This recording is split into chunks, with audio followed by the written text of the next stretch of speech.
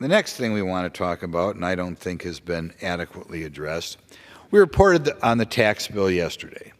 And I'm not sure you could call it a major bill. There were good things in the bill and bad things in the bill, as you can imagine, because it was part of negotiations between Republicans and Democrats.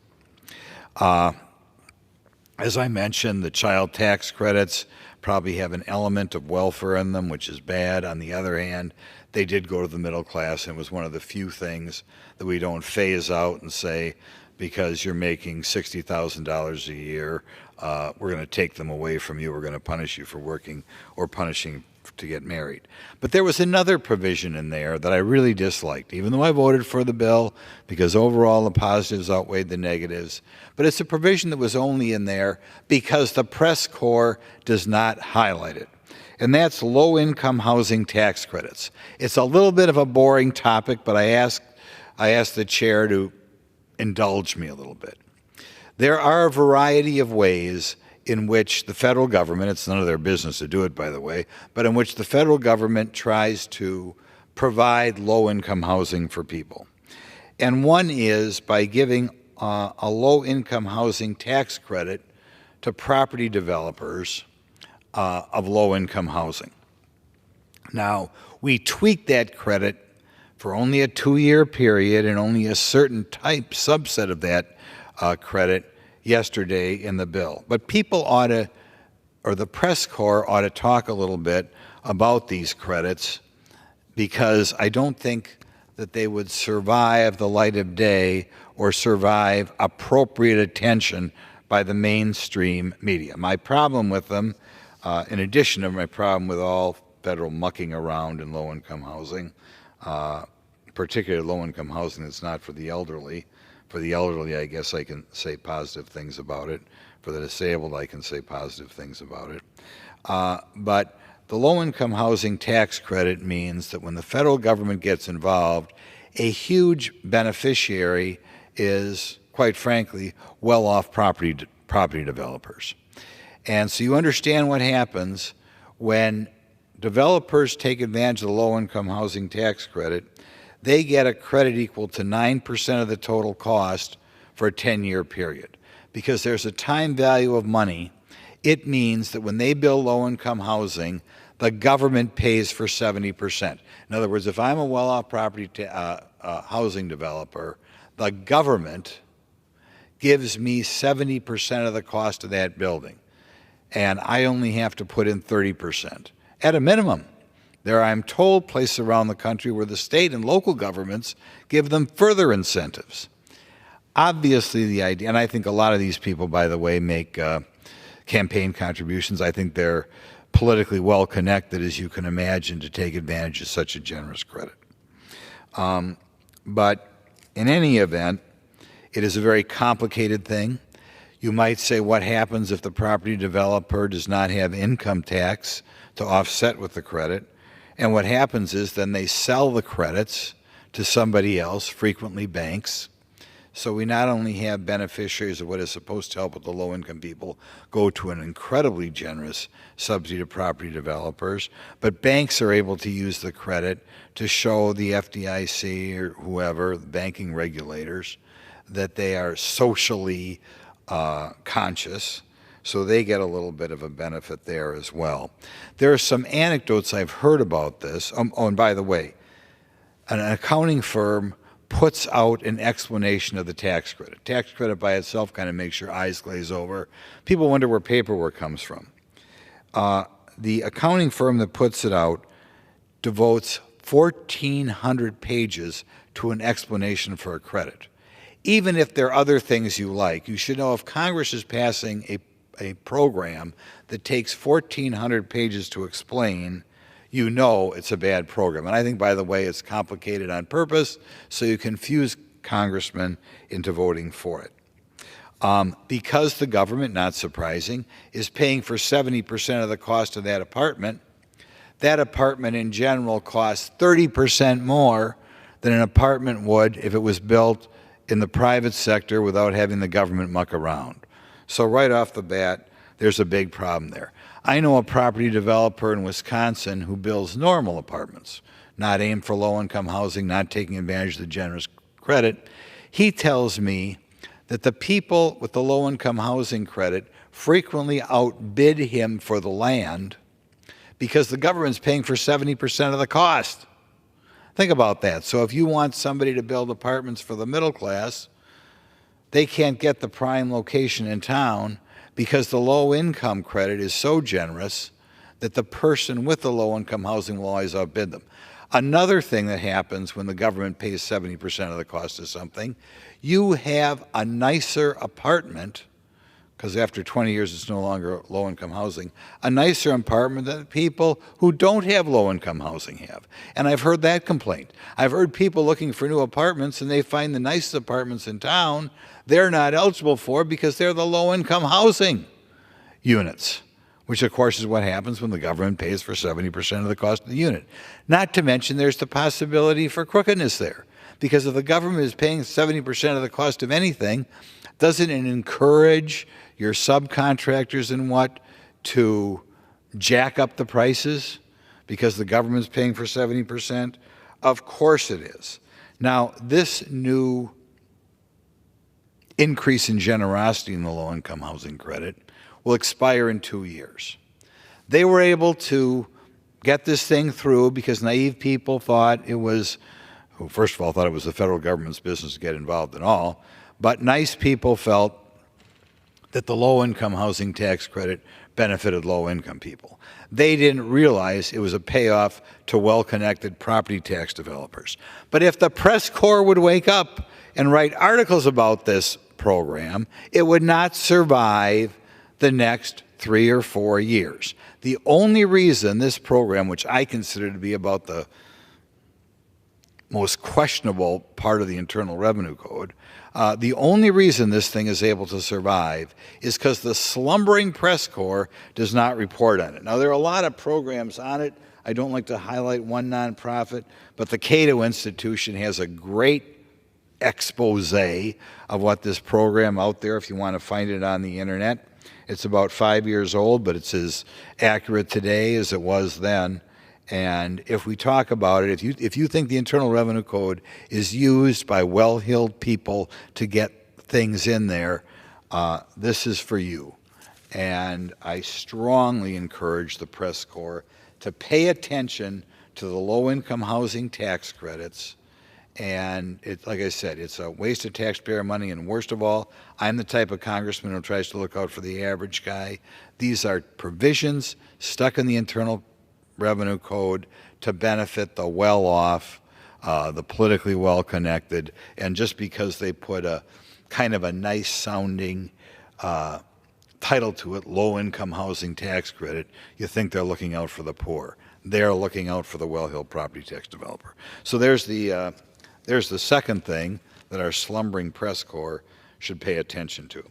The third thing I want to talk about is an issue we've talked about many times before, but since I last addressed the chair, we released the figures on the number of people coming across the border. Now, I had guessed the last time I was up here that for the first time ever we'd have over 300,000 people a month crossing the border. I remind people that back in the days of President Trump, that number was, depending upon the year or depending on the month, around 10 or 12,000. So we've gone from 10 or 12,000 people a month crossing our border, what we'll call illegally, because I think they're asking for asylum they don't deserve, 10 or 12,000 to 300. This is just shocking. Whenever I look at it, I can't believe it. 370,000. So we've gone up about 30 times as many people crossing into the United States as we did 3 years ago. The American public ought to be absolutely appalled. And we have an administration, Joe Biden, who fumbles around and says, well, I guess maybe we should do something about that. Maybe Congress should meet with me and we should try to do something. The American public should know the fact that we've gone up from 12,000 to 370,000 has nothing to do with Congress. It's the inability of the Biden administration to want to enforce the law. This is something they want by design. They want, instead of 12,000 people coming here illegally every month, they want 370,000. And if they went back to the policies of President Trump, we are told, just to stay in Mexico's situation, we would reduce this number by 85%. Now, that'd still be over 50,000. We still have more work to do. It'd still be a disaster. But he could just, by the signing of a piece of paper, he could knock that 370,000 figure back down to 40 or 50,000. Pointing out other things that are going on that are the mainstream media is not doing a very good job on. In the 370,000, there were about, one more time, about 12,000 unaccompanied minors. Now, there's another thing that's gone up exponentially under this administration, and the mainstream media purports to care when families are separated. I'll tell you, when you have 12,000 people cross the border without the parents, that's family separation. Those kids should be turned around and sent back to their parents or contact their parents. Now, we don't do anything like that at all. If the child shows up and they've got a piece of paper on their T-shirt that says, "Deliver me to Uncle Joe in Portland, Oregon," we buy them the plane ticket, we deliver them to Uncle Joe. We don't do DNA testing to see if it really even is Uncle Joe. It's a recipe for human trafficking when people want to take advantage of young children, but the press allows it to happen. Under President Biden, they screamed about family separation when it was only a very temporary thing for a very small number of kids. Now you have 10, 11, 12,000 kids a month, no big deal. We don't talk about it. Okay. The next thing to remember is that even once these kids are placed with sponsors, the Biden administration does not follow up to see where they are. And estimates vary, but somehow, I think somewhere between 30 and 80,000 kids we've lost track of. In other words, we let 15, 14, 12-year-olds in the country, and after a few months, we don't even know where they are. So I would strongly encourage the press corps to report on the volume of people who came here in December. Even I, who am as opposed to the Biden administration as anybody, I was expecting that number to come in 310,000, 320,000. Instead, 370,000. They blew away the old record by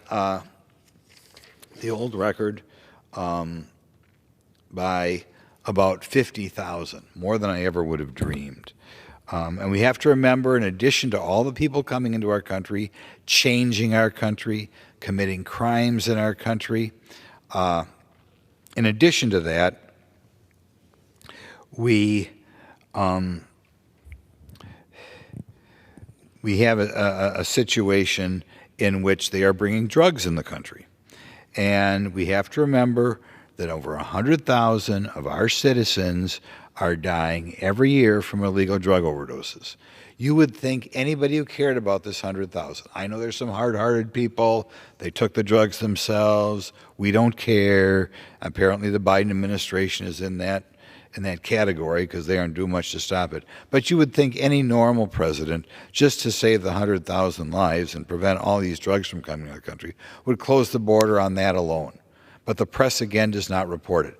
I was old enough to remember the Vietnam War. In 12 years in the Vietnam War, 57,000 American troops died.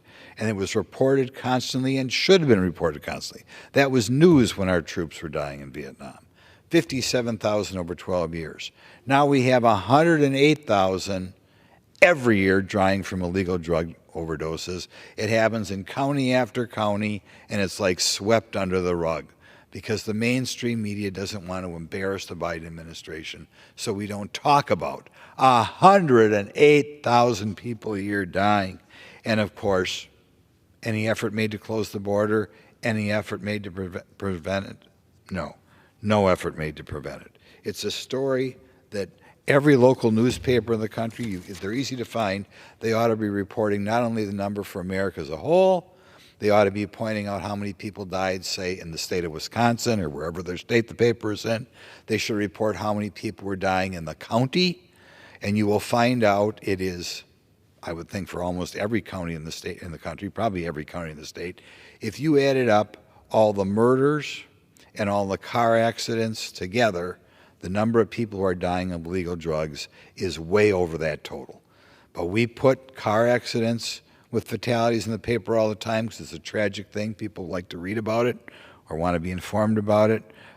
We put, obviously, local murders in the paper all the time. 180,000 Americans dying every year with spouses, with parents, with children. Let's sweep it under the rug, says the mainstream media. I'll tell you, if you put that in there, people would pay attention to those stories. Next issue that I don't think has been covered enough, and I'll talk about more next week, but we had a committee hearing on my subcommittee, one more committee hearing on wokeness in the military. Our current General Brown, who was previously head of the Air Force and now head of the Joint Chiefs of Staff, prior to coming in the Joint Chiefs of Staff, publicly said that he wanted to reduce the number of officers in the military from 67% white men down to 43% white men. I walk around my district and I ask average people, I said, do you know the most important member of the military in the country has said his public goal is to reduce the number of white officers in the military from 67% to 43%? Almost nobody knows. The rest of the people are shocked. I told this to a Vietnam veteran who fought in Vietnam. I thought he was going to break down and cry right there when he found out what was happening to our military. They have taken the single most important agency in the United States and they run it like it's some stupid community college where it doesn't matter who we promote, where we don't have to pay attention to merit. Who cares? I can go to a cocktail party and brag about how many Hispanics or how many Asians or how many Native Americans are in the military. I no longer brag about how good my military is, how strong it is. I brag about how diverse it is. The press does not know what's going on here. And in my committee, there were inferences that we also were playing games with who gets into our military academies, West Point, Air Force Academy, Annapolis. Implication, and I nominate for those people like all Congress would do every year, but testimony was they're putting thumb on the scale as to who gets into these. It's just offensive. It's mirrored what goes on in other parts of the country. They pay people $190,000 a year to be diversity experts, to say, oh, this person is registered as this person's registered as that. I believe when they do it like they do in the private sector and have been doing this for 50 years. You self-identify, so we keep this fiction going that if you're 1/4 Peruvian, that you're a protected minority, you bring a diverse view of the world. I don't know why, if somebody has a grandmother who's Peruvian and grew up in Silver Spring, Maryland, you have a unique view of the world, and it's important to give you preferences to get promotion in the military, but that's apparently how we're operating right now. But in any event, all of the American public should be aware of that. If our military is not number one in the world, we're going to be in big trouble, baby. One of the only reasons why we are number one in the world is because we do have the strongest military of the world. And to begin to say our promotion should no longer be based on merit, but should be based on looking around and finding somebody from, I don't know, South Africa or whatever, is preposterous. Now, I'll remind the chair one more time that we're adding a new minority group to be given preferences to right now. President Biden wants North Africans and Middle Eastern people, if you draw a line from Morocco all the way to Iran, he wants them considered a special group who is in need of protection as well. So this will mean that if somebody immigrates here from, say, Egypt, and President Biden gets what he wants, they will also be considered a special case and need a special protection and being given preference over the native born.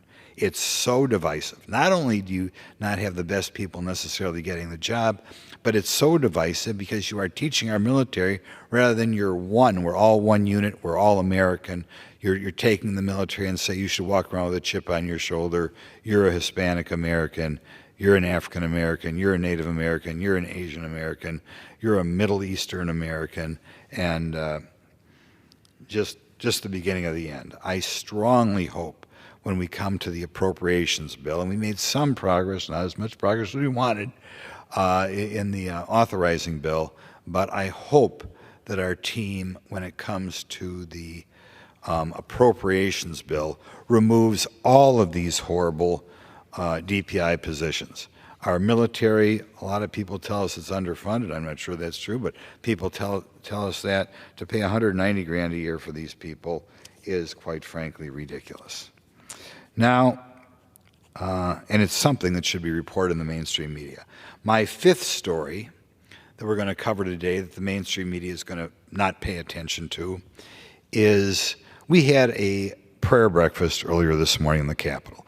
In the past, we had that prayer breakfast outside the Capitol. We'd take a bus a mile away or rent something in a hotel. Today, we did it right here in the Capitol, which is fine, saved a few bucks, that was good. And President Biden came over, gave a little speech, which was good. But the main speaker was the chaplain of the Senate. And the chaplain of the Senate was very animated, gave quite a long sermon. But it was an interesting sermon because I believe he called for a fast of all Americans of once or twice a week. It wasn't a full fast. I think you could drink water. The fast would end every day at 3 o'clock. But nevertheless, I thought it was interesting that Reverend Black from the U.S. Senate, who claimed there are a lot of senators or members of the Senate, I think maybe he was mentioning staff too, who fasted frequently. And of course, he quoted several Bible verses in both the Old and New Testament in which the Israelis fasted. Jesus' disciples, after he left, were going to fast. I thought it was interesting that we had such a student of the Bible that the chaplain of the Senate, who's been here since 2003, was calling for fasts. I think it's something interesting and ought to be in your local newspaper if you want to know what's going on around here. I mean, it was a prayer breakfast. A significant number of U.S. senators and congressmen attended. The President of the United States attended. Wouldn't you think they'd cover it? I bet if I look in the mainstream newspapers tomorrow, the Washington Post, the New York Times, blah, blah, blah, the Milwaukee Journal in my area, they will not cover the fact that the longtime chaplain in the U.S. Senate called for a fast. So those are 5 stories that have been underreported. We will ask if there are any members of the mainstream media that they see whether their newspapers covered them, and if the stories are even a little bit old, doesn't mean it shouldn't be in there. To me, if you're a mainstream newspaper, a citizen who reads you every day should be informed. And every one of these 5 issues, I think somebody who reads the Washington Post, the Philadelphia Inquirer, if that's still around, the Milwaukee Journal, would not know these 5 issues. I'm going to go through them again.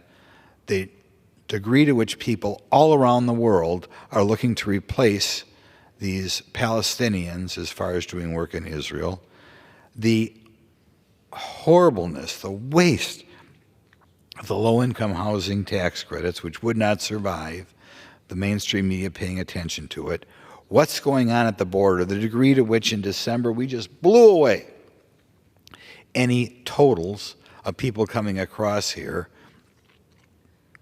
and the degree that we have to do something, the wokeness in military, that's the 4th issue, the degree to which the current head of the Joint Chiefs overtly is saying that he does not want the best people running the military if they happen to be white, and that the chaplain of the Senate was such a Bible-believing guy that he called on the congressmen and senators who are there today to begin to fast, and he actually told us that a lot of the U.S. senators are already fasting. So I'd like to thank the chair for indulging me, and I would like to yield back, I guess.